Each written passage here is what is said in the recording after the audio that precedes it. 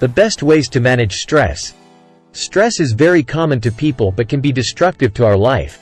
Small amounts of stress may be beneficial, as it can improve athletic performance, motivation, and reaction to the environment. Excessive amounts of stress, however, can increase the risk of strokes, heart attacks, ulcers, and mental illnesses, such as depression and also aggravation of a pre-existing condition. Some common causes of stress include health issues, financial problems, learning difficulties, workplace or environmental issues, relationship or parenting problems, accidents, etc. The best way to deal with stress is to solve the problem. Blue Eden Project would like to help you solve all the problems in life. However, you also need to know the best way to manage stress. The best way to manage stress introduced here is based on an illustration book from the World Health Organization. It's called, Doing What Matters in Times of Stress. This is very helpful for you to manage any source of stress. In addition to that, yoga and meditation are also good ways for managing stress. If you are experiencing stress, you are not alone. Right now, there are many other people in your community and all around the world who are also struggling with stress. When you are stressed, you cannot focus. You get angry easily. You cannot sit still. You will have difficulty sleeping. You will feel sad or guilty, worry, cry, and feel very tired. And many of us think a lot about bad things from the past or bad things we fear in the future. These powerful thoughts and feelings are a natural part of stress. But problems can occur if we get hooked by them. When something is on a hook, it cannot get away. The hook traps it. In the same way, we can get hooked by our difficult thoughts and feelings. One moment, you might be playing with children. In the next moment, you might be hooked by difficult thoughts and feelings. So these difficult thoughts and feelings hook us and pull us away from our values.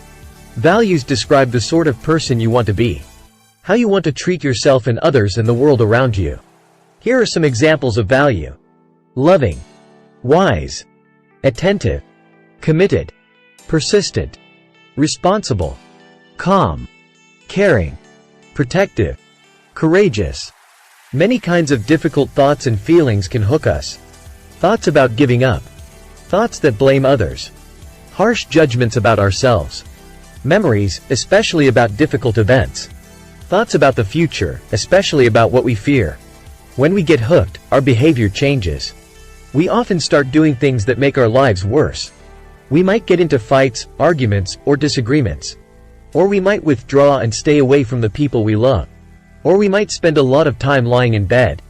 We call these behaviors away moves. Because when we act this way, we are moving away from our values. So what can we do? First, you learn how to focus, engage, and pay attention better. To engage in something means to give it your full attention. When you listen to music, do you give it your full attention? Do you listen to it and enjoy it? When you give your full attention to any activity, we say you are engaged with it. But when hooked by thoughts or feelings, you are disengaged or distracted. When you give your full attention to any activity, we say you are focused. But when hooked by thoughts or feelings, you are unfocused. And when we do things in an unfocused way, we often do them poorly or are unable to enjoy the activity and feel dissatisfied. So, if you can learn to be more engaged and focused better, then you will handle stress better. There are many ways to practice engaging in life or focusing on what you are doing. You can practice these skills with any activity you do. For example, if you are drinking tea or coffee, focus your full attention on it. You notice the drink with curiosity as if you have never encountered such a drink before. You notice its color. You savor the smell of it. You sip it slowly. Let it sit on your tongue, feel it on your teeth and savor the taste. You drink it as slowly as possible, savoring the taste, and noticing the temperature. You notice the movements of your throat as you swallow. You notice the taste fading from your tongue as you swallow. And you drink each mouthful in the same way, slowly, noticing and savoring. And whenever you get hooked by thoughts and feelings, you refocus on the drink. You could practice while talking to family or friends. Notice what others are saying, their tones of voice, and their facial expressions. Give them your full attention. You could practice this while playing a game or doing some other activity with children, like teaching them to read. You simply give your full attention to the children and the game. You could practice this while washing, cooking, or doing chores. You simply give your full attention to the activity. And whenever you notice you get hooked, you unhook by refocusing and engaging in what you are doing. But sometimes your feelings and stories are just so painful. Yes, sometimes they are so overpowering they turn into emotional storms. An emotional storm means that you experience intensely difficult thoughts and feelings. They are so strong they are like a mighty storm, and they can easily overpower you. When an emotional storm appears, we must learn how to ground ourselves. Imagine you are high in a tree when a storm begins. Would you want to stay on the tree? While you are on the tree, you are in great danger. You need to get down to the ground as quickly as possible. On the ground, you are much safer. So we need to ground ourselves when our emotional storms appear. The first step is to notice how you are feeling and what you are thinking. Next, slow down and connect with your body. Slow your breathing. Empty your lungs.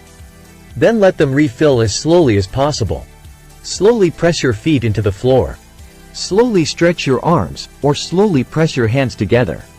The next step in grounding is to refocus on the world around you. Notice where you are. What are 5 things you can see? What are 3 or 4 things you can hear? Breathe the air. What can you smell? Notice where you are and what you are doing. Touch your knees, the surface beneath you, or any object you can reach. Notice what it feels like under your fingers. So notice difficult thoughts and feelings are appearing. And there is also a world around you that you can see and hear and touch and taste and smell. And you can also move your arms and legs and mouth, so if you want to, you can act in line with your values.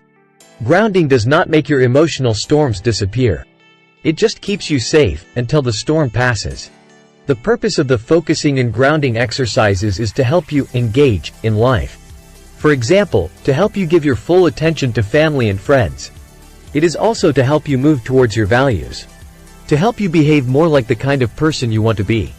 And to help you focus on what you are doing, so you can do it well. Please just keep practicing those new skills. And remember, they are not supposed to get rid of your anger, fear, or sadness. When we engage in life, pay attention to others, focus on what we're doing, and live by our values, we manage stress much better. There are many ways to practice these engaging and grounding skills.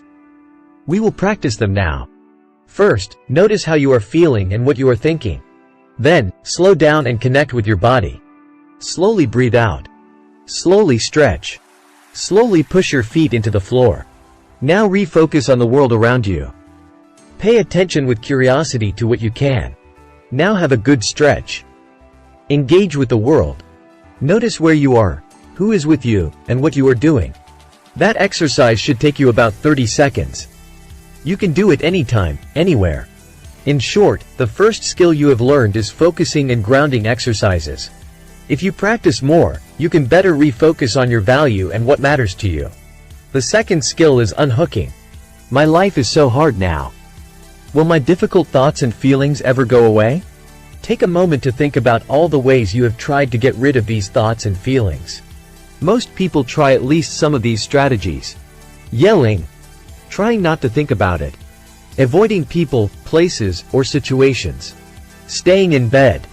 Isolating yourself. Giving up. Alcohol. Tobacco. Illicit drugs. Starting arguments. Blaming or criticizing oneself. Of course, many of these methods make thoughts and feelings go away.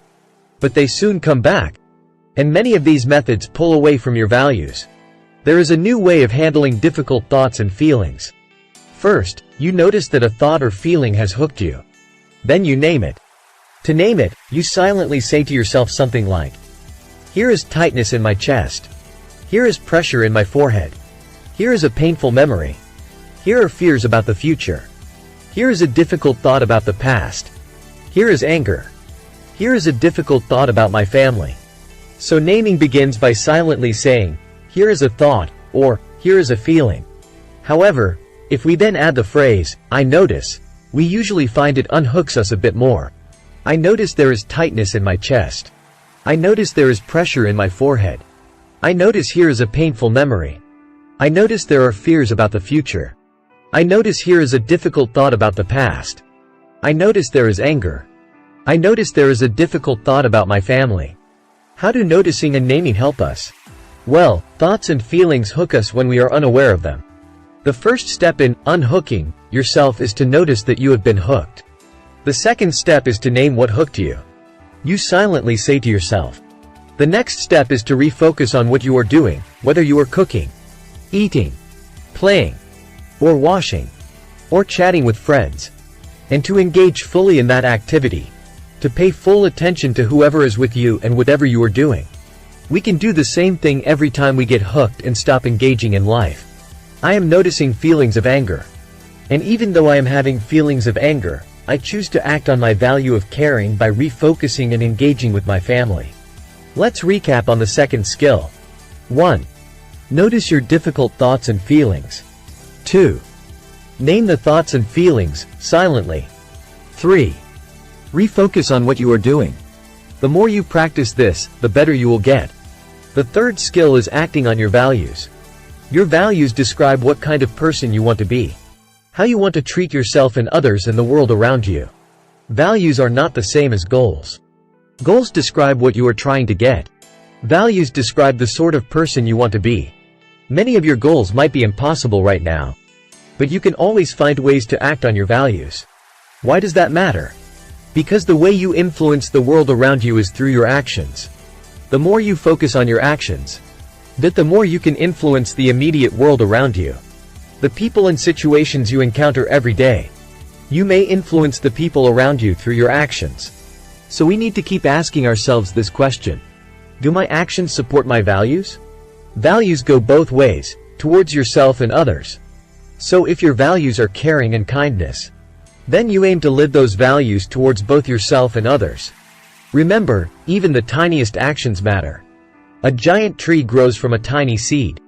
And even in the hardest or most stressful of times, you can take small actions to live by your values. When you act on your values, you will begin to create a more satisfying and fulfilling life. So create your action plan now. What will you do in the next week to act on your values? Pick something that seems realistic to you.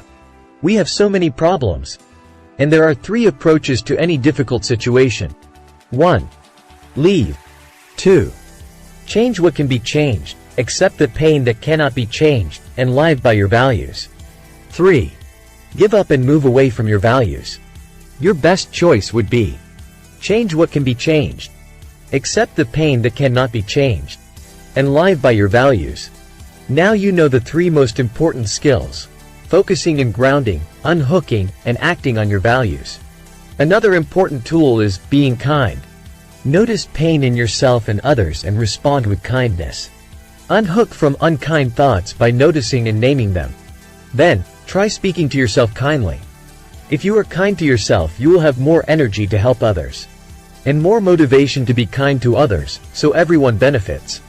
Here are all the skills and tools that can help you manage stress. The more practices you do, the more effective they will be. If you like what we shared with you today about managing stress, don't forget to give our video a thumbs up. And make sure you share and subscribe to our channel for more helpful videos. Blue Eden Project is here to help you find all the best solutions and great ideas for a balanced life. Join Blue Eden Project, achieve a better life, and build a better world. Thank you for watching.